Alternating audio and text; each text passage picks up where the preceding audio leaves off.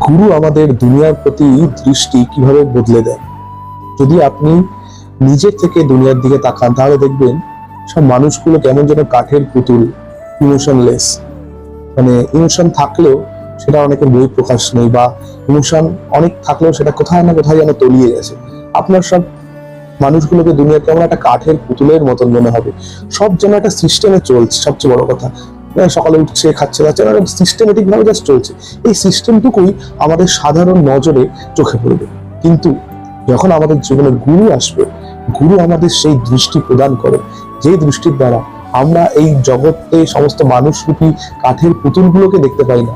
সেই কাঠের পুতুলকে যিনি চালাচ্ছেন, সেই গোবিন্দ, সেই কৃষ্ণকেও আমরা দেখতে পাই। সেই কৃষ্ণকে দেখার নজর তিনি প্রদান করেন। তখন আমরা বুঝতে পারি যে তিনি হচ্ছে ক্রিয়েটার। আমরা মেকানিক্যাল এইসব জিনিসের প্রতি বেশি মনোযোগ করি, কিন্তু ক্রিয়েটার যিনি, তার কথা আমরা ভুলে যাই।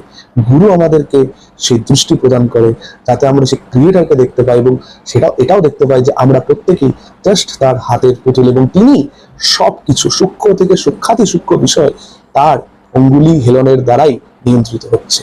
গুরু আমাদেরকে সেই দৃষ্টি প্রদান করেন, এবং তখনই আমরা এই জগতের মূল স্বরূপকে বুঝতে পারি। শ্রীরাধে।